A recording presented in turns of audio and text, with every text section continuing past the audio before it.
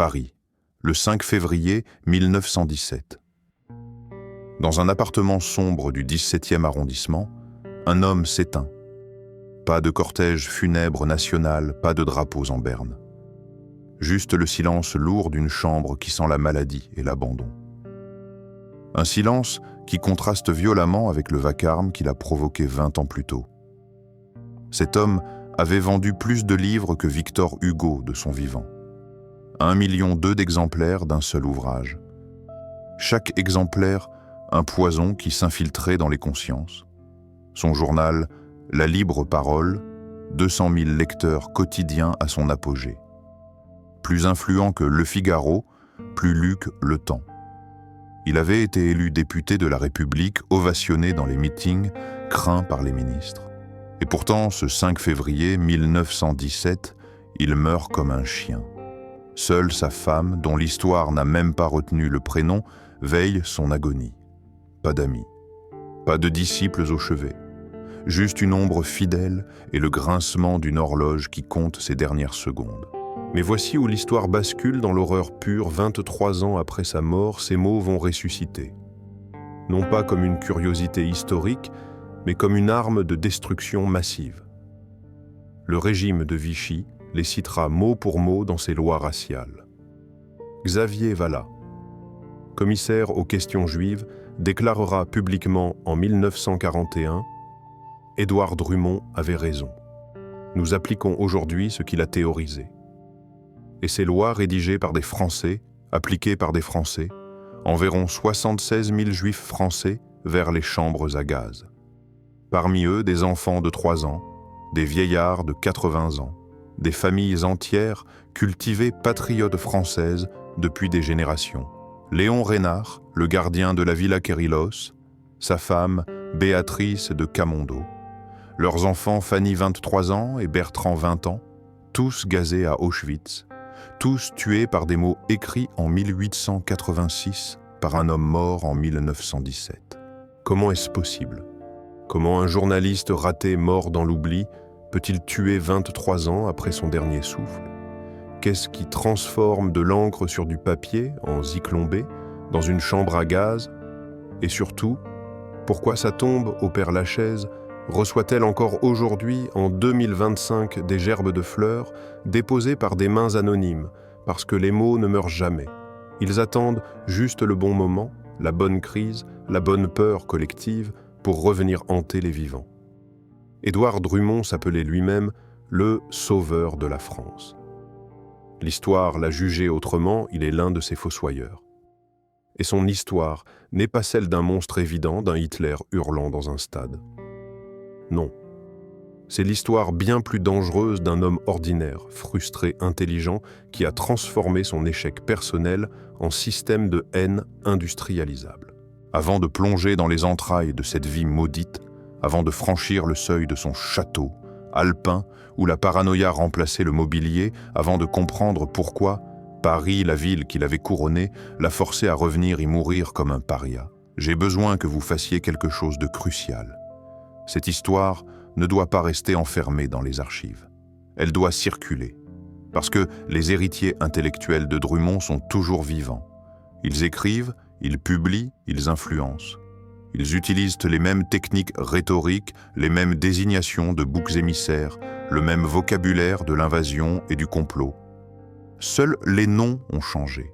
Alors si vous pensez que l'histoire a quelque chose à nous apprendre sur le présent, si vous voulez comprendre comment un clavier peut devenir aussi meurtrier qu'une Kalachnikov, si vous refusez que l'amnésie collective permette aux fantômes de revenir, faites 3 choses maintenant. Likez cette vidéo pour qu'elle échappe à l'algorithme de l'oubli. Abonnez-vous et activez la cloche pour que chaque nouvelle enquête vous parvienne directement. Parce que Drumont n'est qu'un cas parmi d'autres. Il y a toute une galerie de bâtisseurs de haine qui attendent d'être exhumés. Et surtout, partagés. Envoyez ce lien à ceux qui croient encore que ce ne sont que des mots, à ceux qui pensent que la liberté d'expression n'a pas de limite, à ceux qui ont oublié que la Shoah a commencé par des livres avant de finir dans des fours. Votre vigilance collective est la seule digue qui empêche la marée noire de remonter. Drummond est mort. Mais tant que ces idées circulent, il n'est pas vraiment enterré. Maintenant, entrons dans l'esprit du monstre. Pour comprendre comment un homme peut empoisonner toute une nation, il faut d'abord regarder d'où il vient. Car Édouard Drummond n'est pas né monstre. Il est devenu ce qu'il était par une alchimie toxique de ressentiment d'échec et de génie maléfique. Nous sommes le 3 mai 1844. À Paris, dans une famille de petits fonctionnaires, naît Édouard Adolphe Drummond. Son père travaille dans l'administration, un emploi modeste mais respectable. La famille n'est pas misérable, mais elle n'est rien non plus. Ils vivent dans cet entre-deux social terrible, assez éduqués pour connaître l'existence du luxe, pas assez riches pour y accéder. Le traumatisme fondateur arrive tôt. Son père meurt alors qu'Édouard est encore jeune. La famille bascule dans une précarité sourde, cette pauvreté honorable, qui oblige à garder les apparences tout en comptant chaque sou. C'est une humiliation quotidienne invisible aux yeux des riches, mais dévorante pour celui qui la vit. Drummond grandit avec une rage froide au ventre. Il observe Paris se transformer sous le Second Empire. Il voit les fortunes neuves s'étaler avec insolence, les Rothschild qui bâtissent des hôtels particuliers somptueux, les banquiers qui financent les grands travaux du baron Haussmann, les spéculateurs qui s'enrichissent sur le dos de la dette publique. Et lui reste sur le côté, le nez collé à la vitrine. Cette frustration de classe va devenir le carburant de toute sa vie. Mais, pour l'instant, il ne sait pas encore comment la transformer en pouvoir.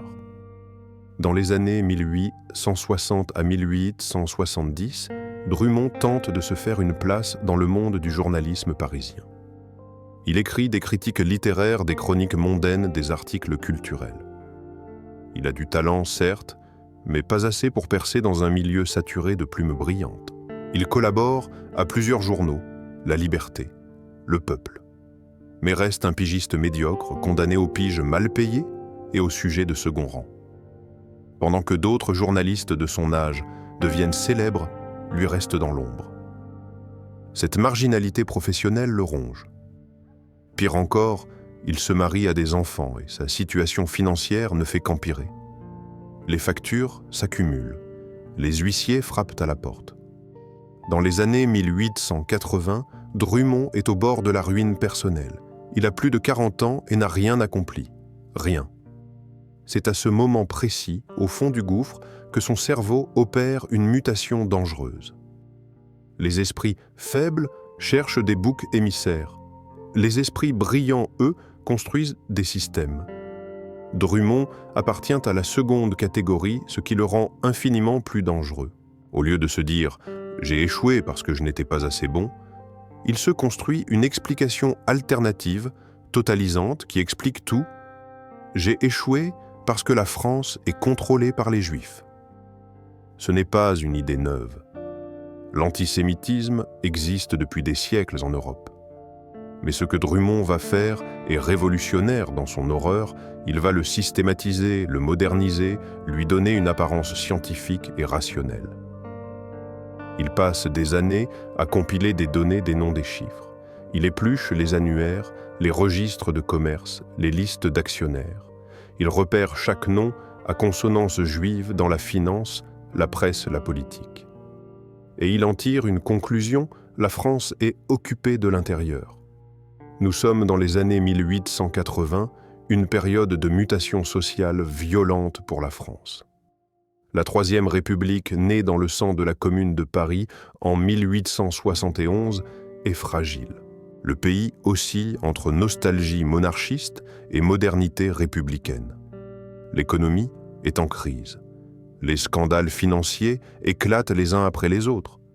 En 1882, le krach de l'Union Générale, une banque catholique, ruine des milliers d'épargnants.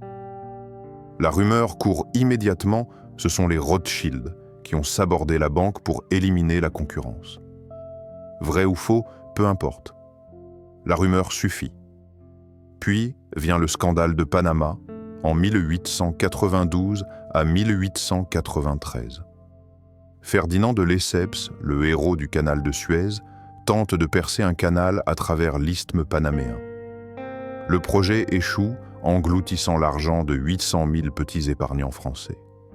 L'enquête révèle que des députés ont été achetés, que des journalistes ont été corrompus. Et parmi les noms qui circulent, on trouve effectivement des financiers juifs comme le baron Jacques de Reynac. Drummond jubile. Voilà la preuve. Voilà la confirmation de sa théorie. Il ne se contente pas de dénoncer la corruption, ce qui serait légitime, il ethnicise le scandale. Pour lui, ce n'est pas des hommes corrompus, c'est les Juifs qui corrompent la France. C'est un glissement rhétorique d'une perversité redoutable. Car en désignant un groupe ethnique comme responsable des maux du pays, il offre à ses lecteurs une explication simple, claire et surtout rassurante. Ce n'est pas votre faute si vous avez échoué. Ce n'est pas la faute du système capitaliste. C'est la faute des Juifs. En 1886, Édouard Drummond publie son chef-d'œuvre empoisonné, La France juive, essai d'histoire contemporaine. 2 volumes, 1200 pages d'une écriture nerveuse, haineuse, mais diablement efficace. Le succès est immédiat et foudroyant. 62 000 exemplaires vendus la première année. C'est un chiffre colossal pour l'époque. Le livre est réimprimé encore et encore, atteignant plus d'1 million d'exemplaires au fil des rééditions et dépassant 1,2 million dans les 10 premières années. Pourquoi un tel succès ? Parce que Drummond ne fait pas que dénoncer, il raconte une histoire. Il construit un récit épique où la France noble et pure est lentement vampirisée par une puissance étrangère invisible. Il utilise tous les ressorts du roman populaire, le suspense, l'indignation, la peur. Il donne des noms, des adresses, des chiffres, il a l'apparence de la rigueur journalistique, mais surtout, il offre une solution. Si vous voulez sauver la France, il faut chasser les Juifs. Du jour au lendemain, Drummond passe de journaliste raté à prophète national. Les lettres de lecteurs affluent par centaines. On le remercie d'avoir ouvert les yeux. On lui dit qu'il est le sauveur de la patrie. Des prêtres recommandent son livre en chair. Des députés le citent à la tribune de l'Assemblée. Il a trouvé sa mission. Il a trouvé son public. Et il a trouvé un ennemi commode sur lequel projeter toutes les angoisses deep d'une époque. Mais un livre aussi influent soit-il ne suffit pas. Drummond veut un levier permanent, un organe de propagande quotidien. En 1892, il fonde La Libre Parole, un journal au slogan glaçant « La France aux Français ». Le journal adopte une ligne éditoriale simple, tout problème de la France peut être ramené à la question juive. Corruption. Les Juifs. Chômage, les Juifs. Défaite militaire, les Juifs. C'est une mécanique intellectuelle implacable qui fonctionne comme une drogue, plus on la consomme, plus on en a besoin. Le tirage de La Libre Parole atteint rapidement 200 000 exemplaires, un chiffre considérable pour un quotidien de cette époque. Drummond devient l'un des journalistes les plus lus de France, peut-être même le plus influent sur les questions politiques brûlantes. C'est ce journal qui va jouer un rôle central dans l'affaire Dreyfus. En 1894, le capitaine Alfred Dreyfus, officier juif de l'armée française, est accusé d'espionnage au profit de l'Allemagne. Les preuves sont fabriquées, le procès truqué, mais Dreyfus est condamné à la déportation à vie sur l'île du Diable. Pour Drummond, c'est la confirmation ultime de sa thèse. Il écrit dans La Libre Parole « Un traître juif, était-ce surprenant ?» Il orchestre une campagne de presse d'une violence inouïe. Il ne se contente pas de demander la condamnation de Dreyfus, il exige que tous les Juifs soient exclus de l'armée, de l'administration, de la vie publique. Il appelle à des mesures d'exception, à des lois spéciales. L'affaire Dreyfus va diviser la France pendant 12 ans, 1894 à 1906. D'un côté, les Dreyfusards, intellectuels républicains, défenseurs des droits de l'homme menés par Émile Zola et son fameux « J'accuse ». De l'autre, les anti-Dreyfusards, nationalistes catholiques conservateurs et au centre de tout Édouard Drummond. C'est son heure de gloire. Il n'est plus seulement un journaliste, il est devenu un leader politique. En 1898, il se présente aux élections législatives en Algérie, à Alger. Il est élu triomphalement comme député porté par les colons français qui voient en lui le défenseur de la vraie France contre les envahisseurs. Drummond siège à l'Assemblée nationale de 1898 à 1902. Il y prononce des discours enflammés, proposant des lois pour protéger la France de l'influence juive. Il est au sommet de son pouvoir. Mais c'est précisément à ce moment que tout commence à se fissurer. Car en 1899, puis en 1906, la vérité éclate. Dreyfus est innocent. Les preuves contre lui étaient fausses. L'état-major a menti. La France a condamné un innocent pour des raisons idéologiques. Drummond refuse d'admettre son erreur. Il double au contraire sa rhétorique haineuse. Mais le vent tourne. Une partie de l'opinion publique commence à le voir non plus comme un visionnaire, mais comme un fanatique. En 1902, il se représente aux élections. Il est battu. C'est le début de la descente. Mais la chute d'une idole ne se fait pas en un jour. Entre sa défaite de 1902 et son exil de 1910, Drummond vit 8 années d'agonie lente à Paris. C'est la période la plus humiliante. Les procès en diffamation pleuvent et vident ses comptes en banque. Ses anciens amis traversent la rue pour ne pas le saluer. Il devient paranoïaque, persuadé qu'on veut l'empoisonner. Paris, la ville qu'il avait couronnée, est devenue un territoire hostile. Il comprend qu'il doit fuir avant d'être dévoré. Il lui faut une forteresse. C'est ainsi qu'il jette son dévolu sur les Alpes. En 1910, Édouard Drummond fait l'acquisition d'une propriété dans les Hautes-Alpes, à Sainte-Marguerite, non loin de la frontière italienne. Il la baptise Château de Cantperdrix. Le nom lui-même est révélateur. Cantperdrix évoque le chant de la perdrix, un oiseau qui se cache dans les broussailles, loin des regards. C'est exactement ce que Drummond cherche un refuge. Mais appelons les choses par leur nom. Ce n'est pas un château, c'est une villa provençale de taille modeste, perdue au milieu des montagnes alpines. Là où les Rothschild bâtissaient tôt des palais de marbre sur la côte d'Azur, là où les grands bourgeois érigeaient des demeures somptueuses à Paris, Drummond lui s'achète une maison de campagne isolée avec l'argent de ses droits d'auteur. L'ironie est mordante. L'homme qui a vendu plus d'1 million d'exemplaires de son livre, qui a été l'un des journalistes les plus lus de France, ne peut s'offrir qu'une modeste villa alpine. Pas de faste pas de domesticité pléthorique, pas de réception mondaine. Juste une bâtisse solide, entourée de silence et de méfiance. Le choix de l'emplacement n'est pas anodin. Sainte-Marguerite se trouve dans une vallée encaissée des Hautes-Alpes à plus de 1000 mètres d'altitude. L'accès est difficile, les hivers sont rudes, le village est minuscule. Ce n'est pas un lieu de villégiature élégant comme Nice ou Cannes, c'est un bout du monde. Pourquoi un homme qui a passé toute sa vie à Paris à se battre pour l'influence et la reconnaissance choisit-il de s'enterrer dans les montagnes? La réponse est simple et glaçante, la paranoïa. Depuis sa défaite électorale de 1902, Drummond ne supporte plus Paris. Il se sent épié, trahi, abandonné. Ses anciens alliés politiques prennent leur distance.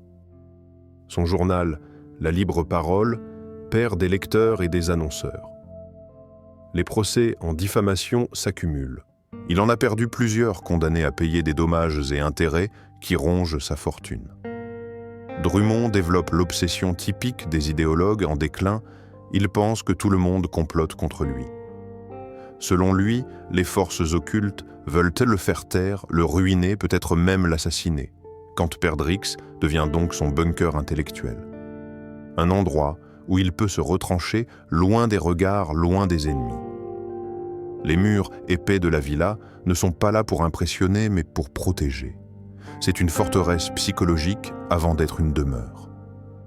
Les témoignages de l'époque décrivent une villa sobre, construite dans le style architectural local, pierre grise, toiture en lauze, volets de bois. Rien de luxueux, rien d'ostentatoire. Drummond, qui a passé sa vie à dénoncer la richesse qu'il attribuait à ses ennemis, se doit de montrer une certaine austérité. Mais cette austérité est aussi le reflet de sa situation financière déclinante. L'intérieur de Camp Perdrix est organisé autour d'une obsession, le travail d'écriture.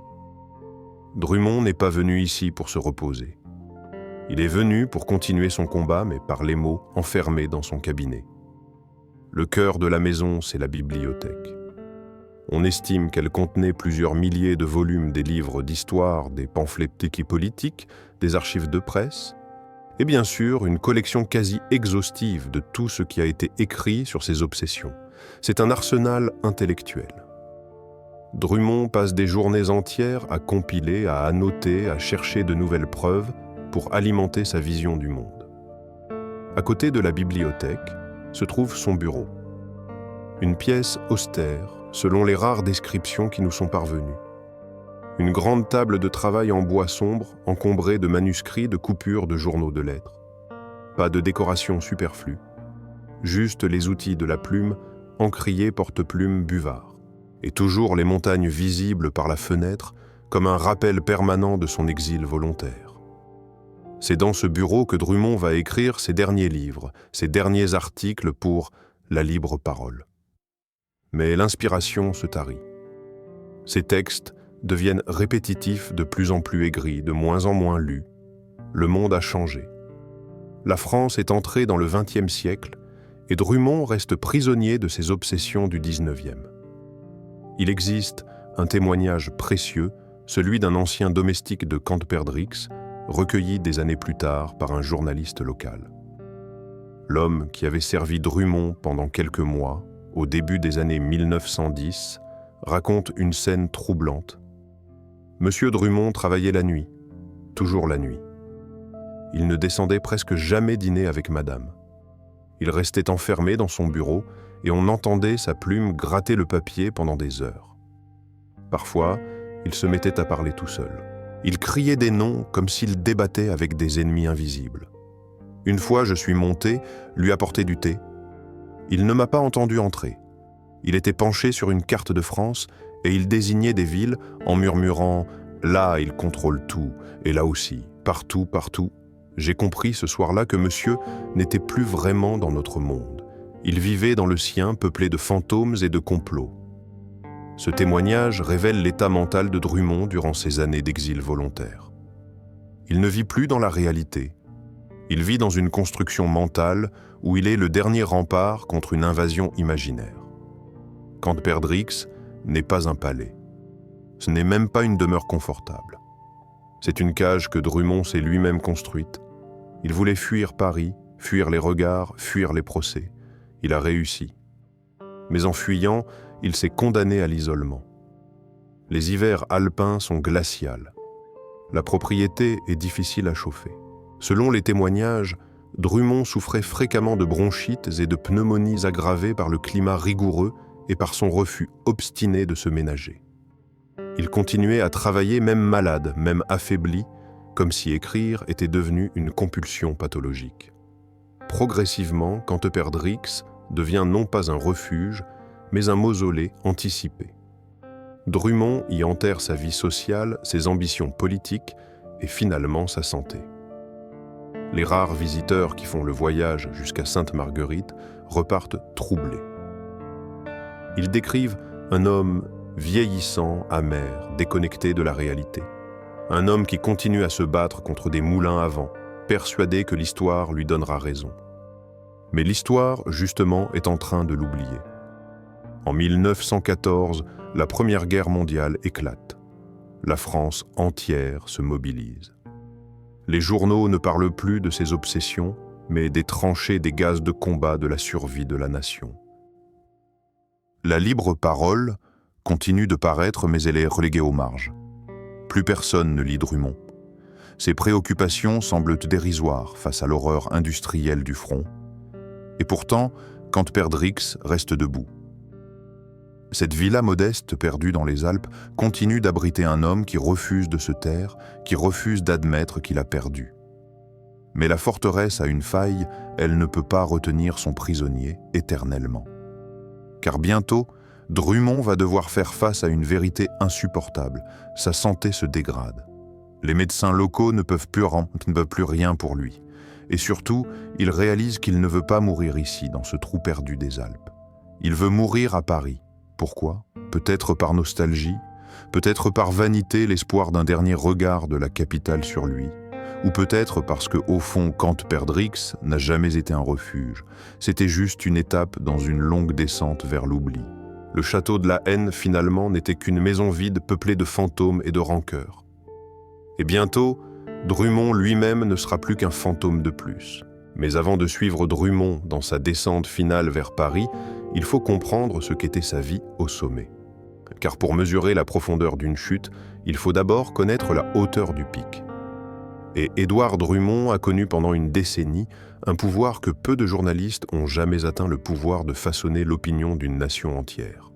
Lorsque La France juive paraît en avril 1896, Drummond a 42 ans. Il est endetté, peu connu et gris. 6 mois plus tard, il est riche et célèbre. La transformation est brutale, presque obscène. Les chiffres parlent d'eux-mêmes, 62 000 exemplaires vendus la première année. C'est un raz-de-marée éditorial. Pour donner une échelle, un roman à succès de l'époque se vendait à 10 000 ou 15 000 exemplaires. Drummond pulvérise tous les records. Les rééditions s'enchaînent. En 10 ans, le livre dépasse 1,2 million d'exemplaires. C'est l'un des plus grands succès de librairie du XIXe siècle français. L'argent afflue. Les droits d'auteur tombent régulièrement. Drummond, qui vivait dans la précarité, découvre soudain le confort bourgeois. Il déménage dans un appartement plus vaste à Paris. Il peut enfin s'offrir des domestiques, des vêtements décents, des repas corrects. Mais surtout, il découvre quelque chose de bien plus grisant que l'argent l'influence. Des lecteurs lui écrivent par centaines. Des curés recommandent son livre en chaire. Des députés le citent à la tribune de l'Assemblée nationale. Des journaux conservateurs reproduisent des extraits entiers de son ouvrage. Drummond n'est plus un chroniqueur raté. Il est devenu un oracle. Et il adore ça. Dans les salons parisiens, il est désormais invité. Pas dans les salons républicains ou progressistes, bien sûr, mais dans ceux de la droite catholique, de l'aristocratie nostalgique, de l'ancien régime des milieux nationalistes. On l'écoute, on l'applaudit, on boit ses paroles. Lui, le fils du petit fonctionnaire mort trop tôt, se retrouve à dîner avec des comtes et des généraux. C'est une revanche sociale éclatante. Et comme toutes les revanches trop rapides, elle va lui monter à la tête. Mais Drummond ne se contente pas d'un livre. Il veut un levier permanent, un organe de propagande quotidien. En avril 1892, il fonde La Libre Parole, avec pour sous-titre révélateur « La France aux Français ». Le premier numéro sort le 20 avril 1892. Drummond y publie un éditorial au vitriol qui fixe la ligne du journal, dénoncer l'influence de la finance de la corruption et surtout désigner les responsables par leur nom et leur origine. C'est un journalisme de l'accusation permanente, de la dénonciation systématique. Le succès est immédiat. En quelques mois, La Libre Parole atteint un tirage de 200 000 exemplaires quotidiens. C'est colossal pour l'époque. À titre de comparaison, Le Figaro tirait alors à environ 80 000 exemplaires.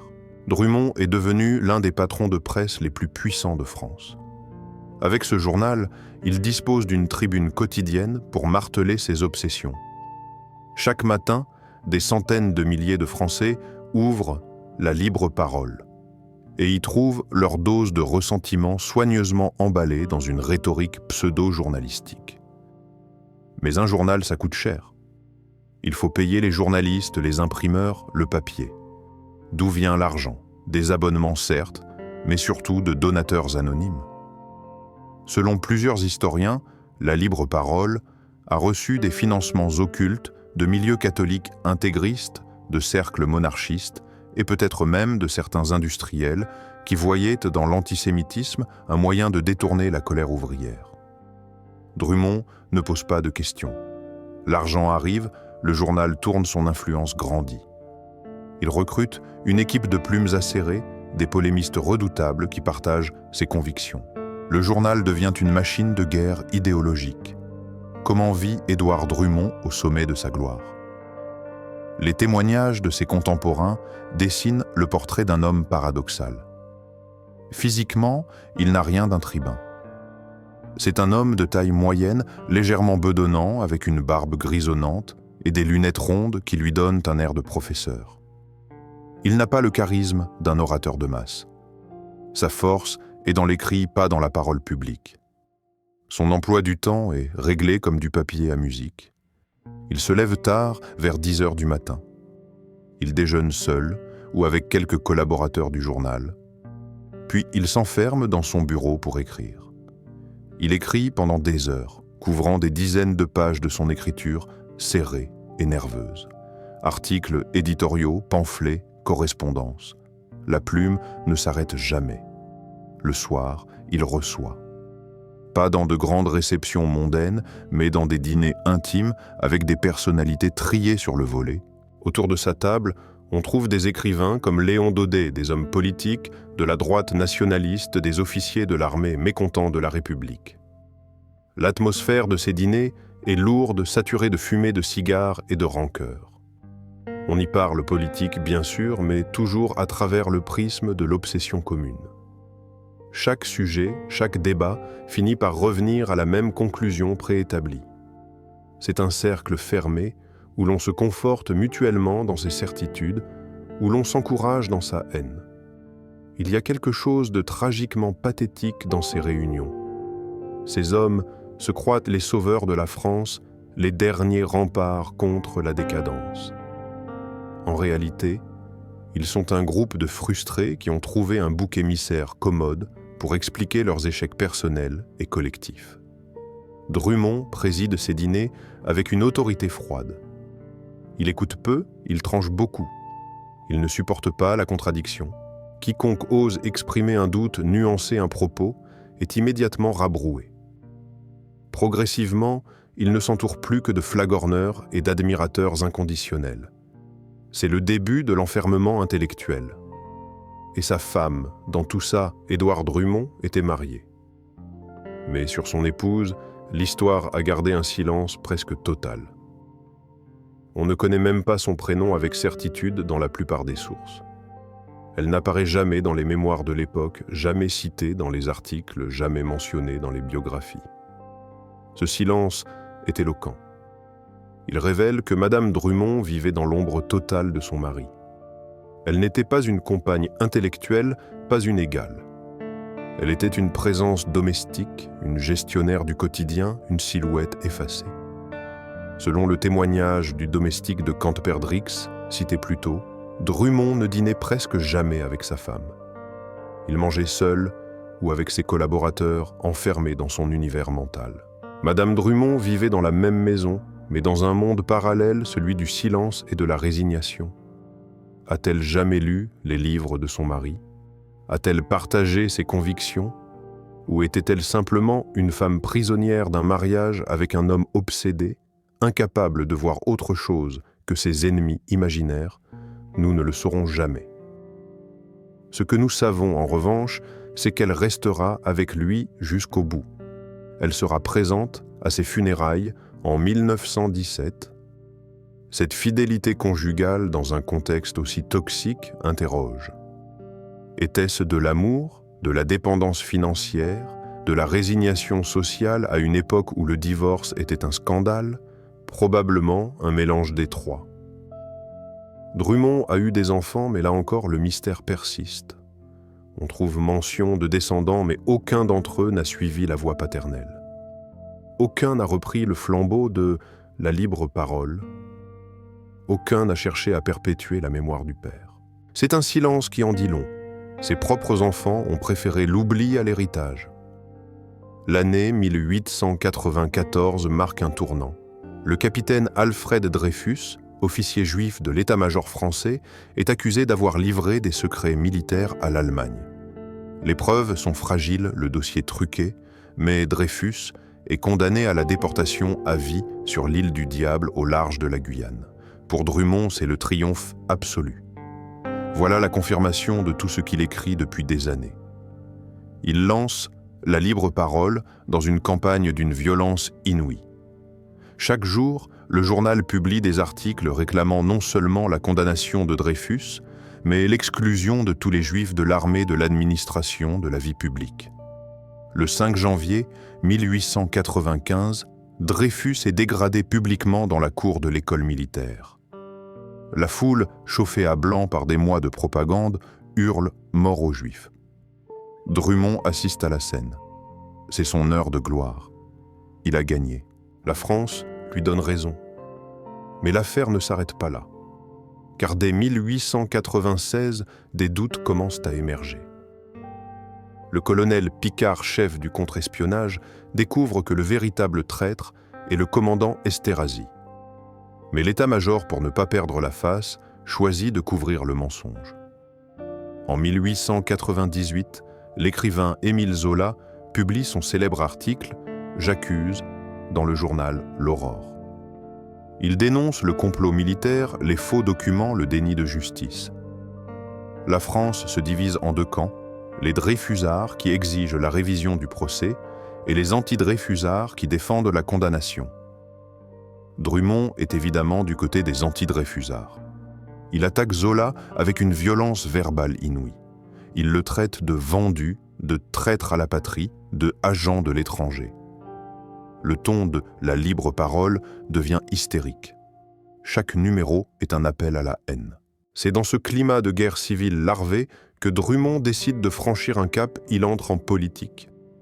En 1898, il se présente aux élections législatives à Alger. Pourquoi Alger et non Paris? Parce que la colonie française d'Algérie est un terreau fertile pour ses idées.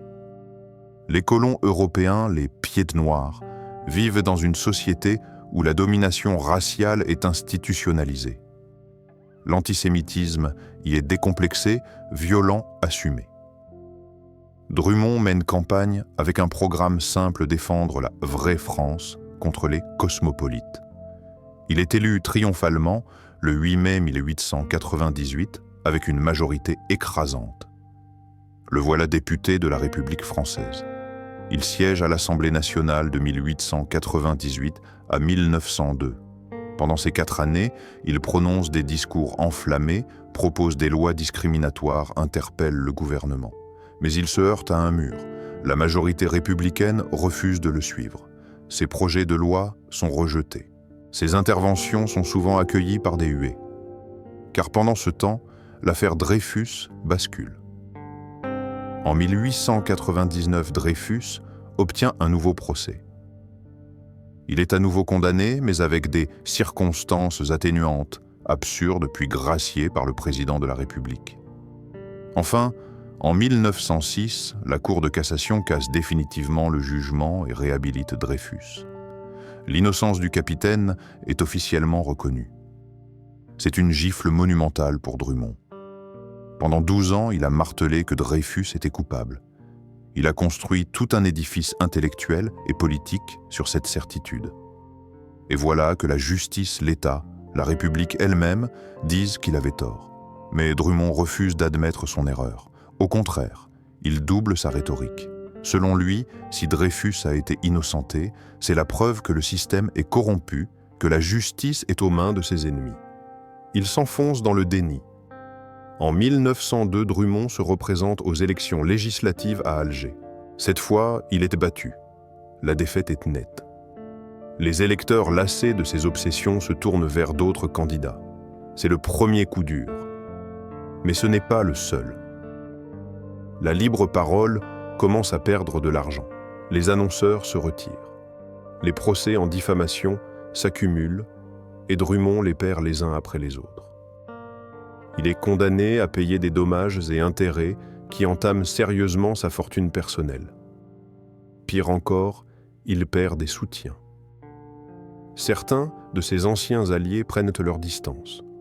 Ils réalisent que Drummond est devenu un fardeau, un homme du passé, un symbole encombrant. Le climat politique change.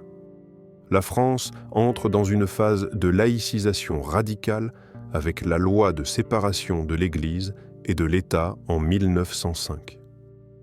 Les thèmes de Drummond semblent de plus en plus anachroniques.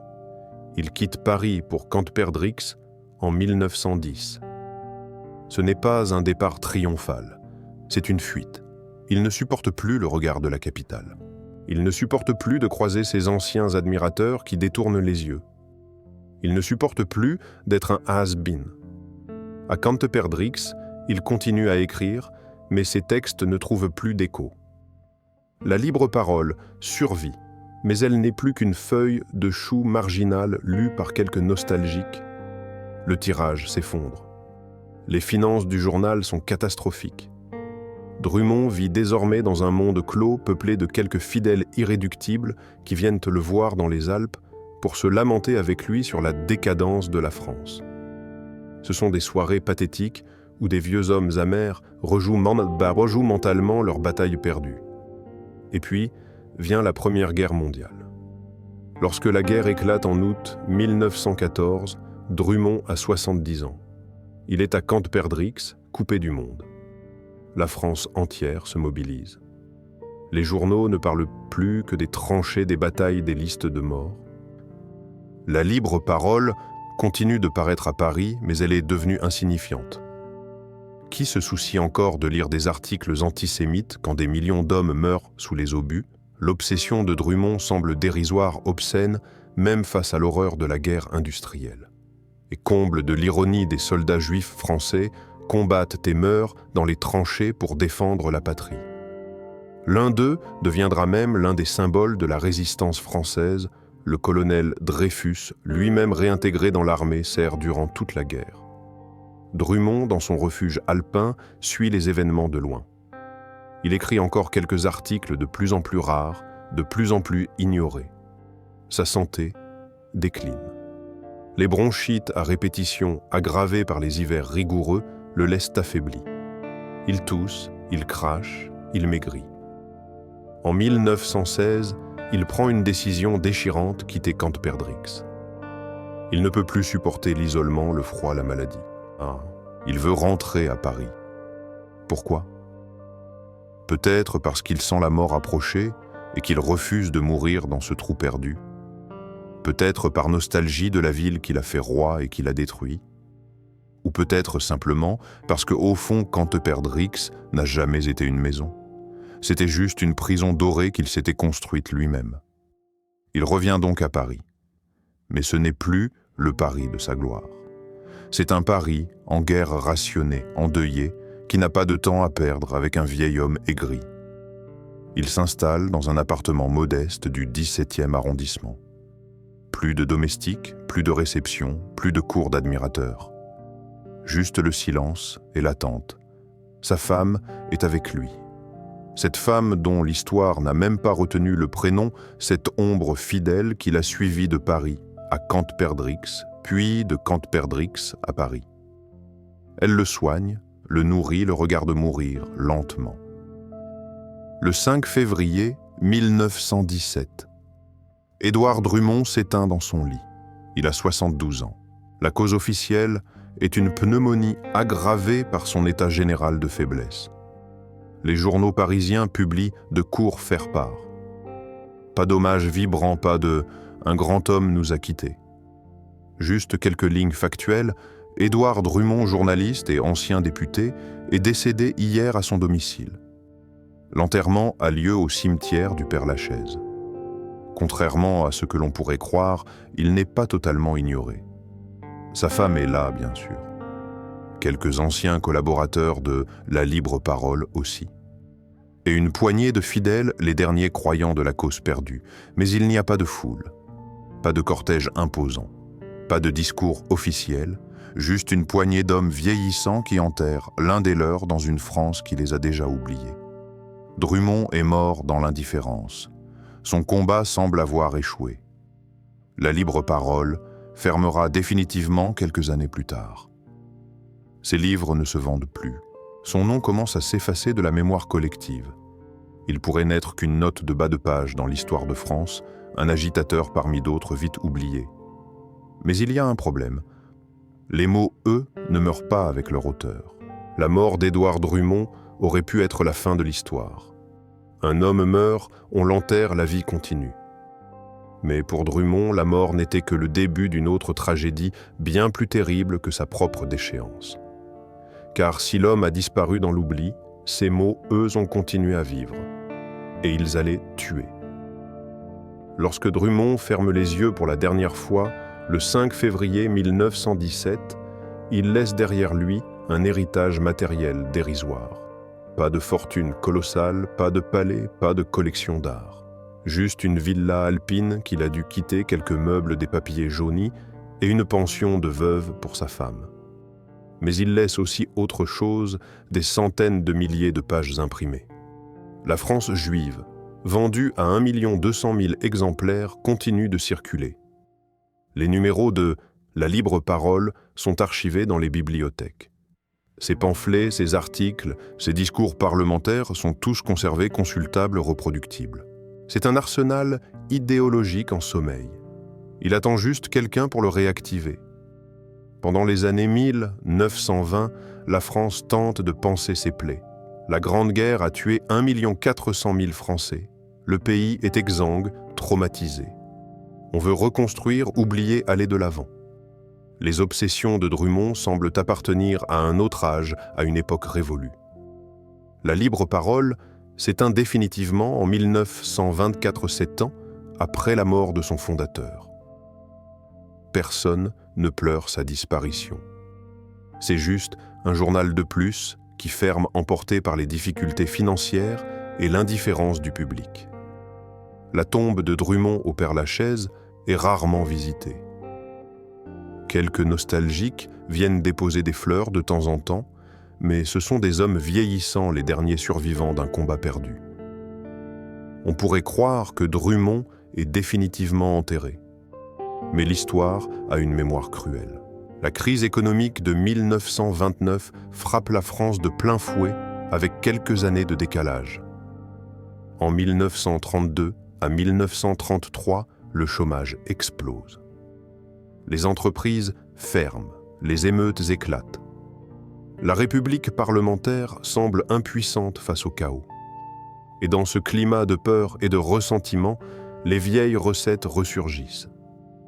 On cherche des boucs émissaires, on cherche des explications simples à des problèmes complexes, et soudain, les livres de Drummond recommencent à circuler. Des petits éditeurs d'extrême droite réimpriment La France juive. Le livre connaît une nouvelle jeunesse. Il est lu par une nouvelle génération qui n'a jamais connu Drummond vivant, mais qui trouve dans ses mots un écho à ses propres angoisses. Des ligues d'extrême droite se multiplient, l'Action française de Charles Maurras, les Croix de Feu du colonel Delarocque, le Parti populaire français de Jacques Doriot. Tous ne sont pas explicitement antisémites, mais tous puisent consciemment ou non dans le réservoir idéologique que Drummond a contribué à remplir. Le 6 février 1934, une manifestation des ligues nationalistes dégénère en émeute devant l'Assemblée nationale. Il y a des morts, des blessés. La République vacille. Ce n'est pas encore le fascisme, mais c'en est l'antichambre. Et dans les librairies d'extrême droite sur les étals des bouquinistes militants, la France juive continue de se vendre. Drummond, mort depuis 17 ans, est de retour. Le 22 juin 1940, la France signe l'armistice avec l'Allemagne nazie. C'est l'effondrement.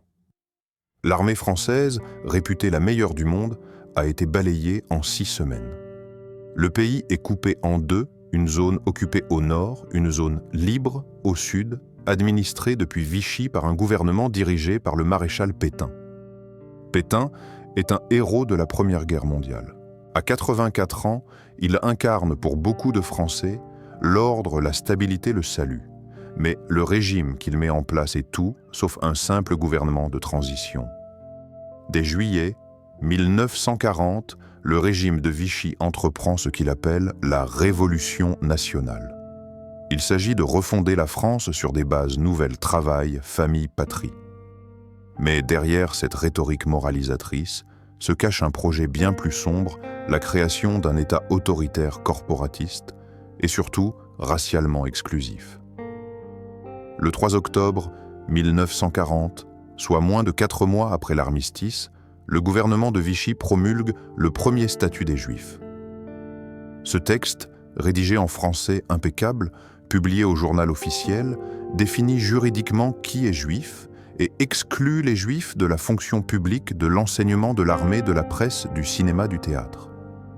C'est une législation discriminatoire, raciste, qui nie le principe même d'égalité républicaine.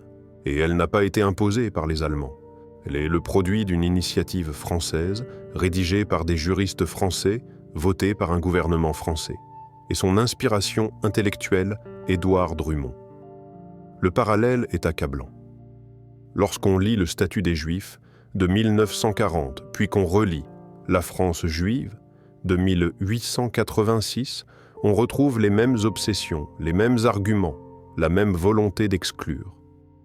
Drumont écrivait en 1886 « Il faut éloigner les Juifs des fonctions où ils peuvent nuire à la France ».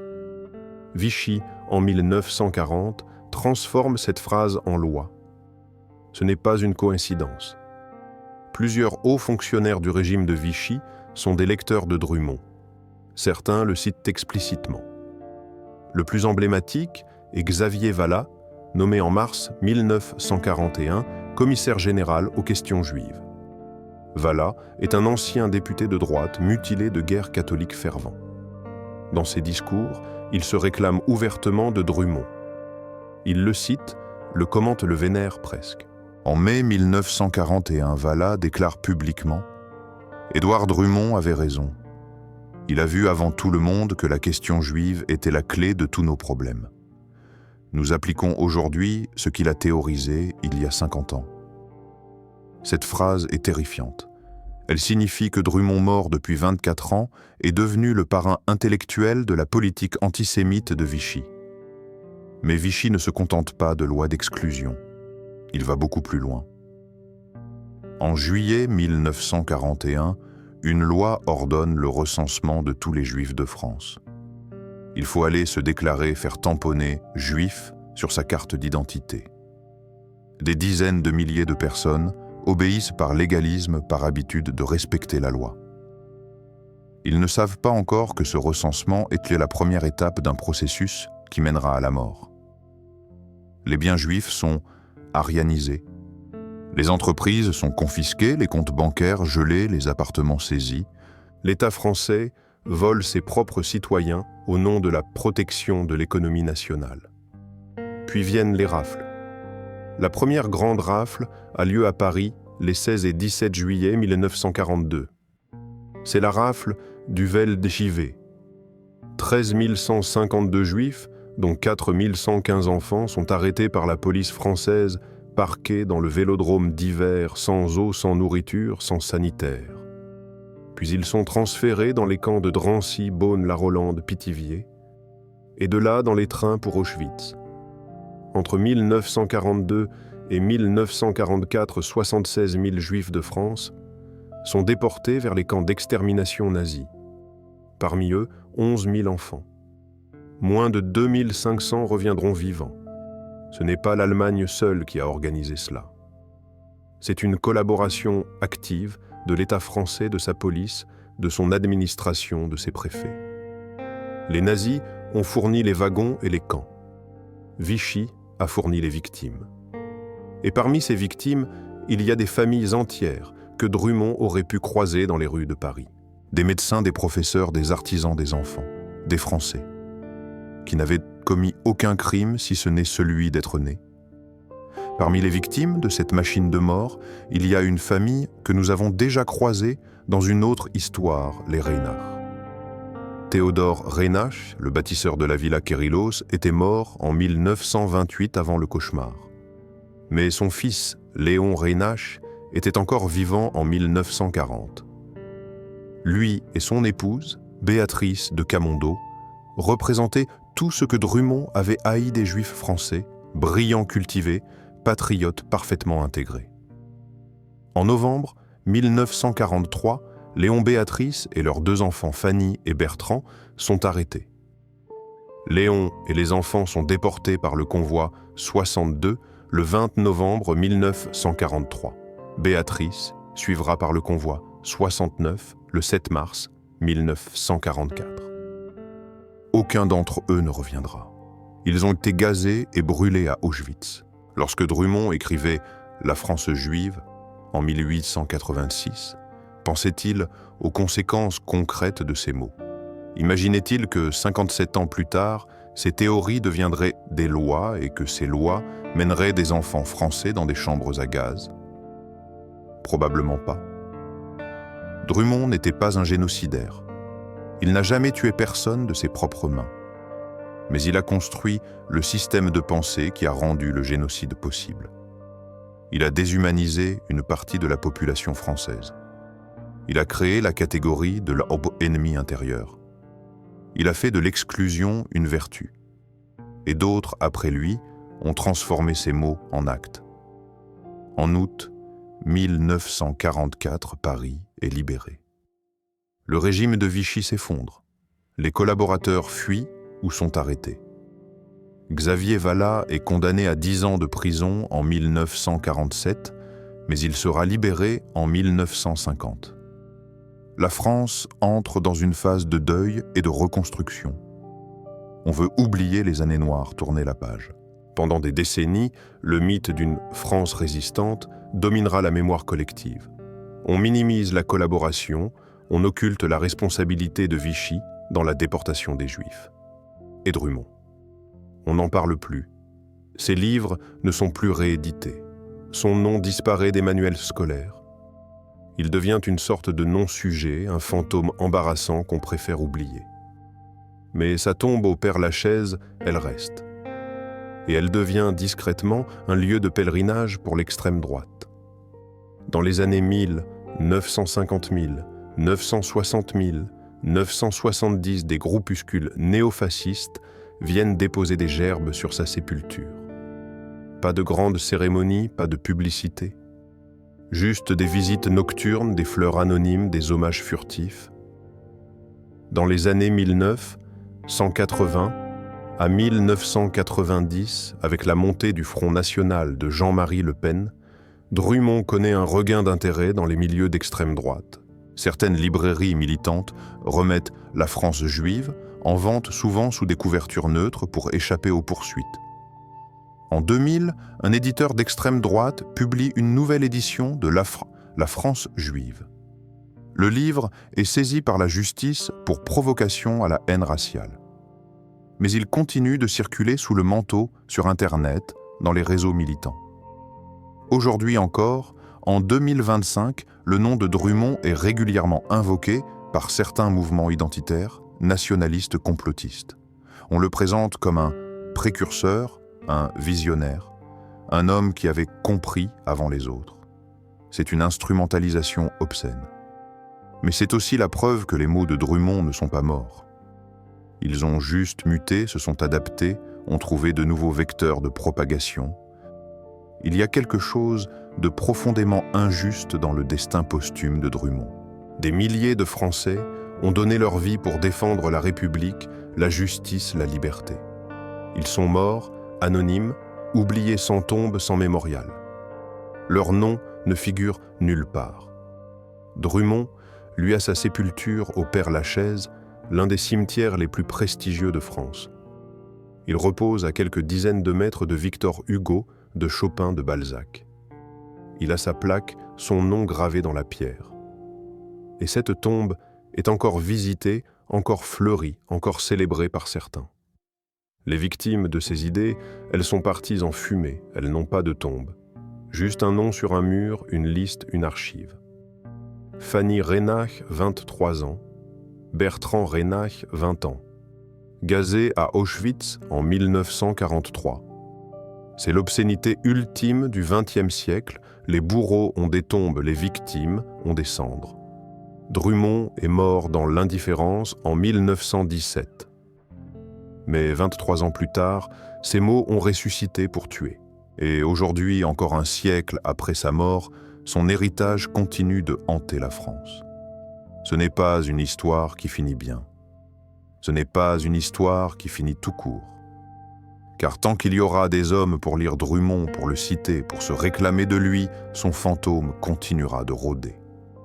Et la question qui nous hante maintenant est simple et terrifiante. Comment un homme mort depuis plus d'un siècle peut-il encore tuer aujourd'hui?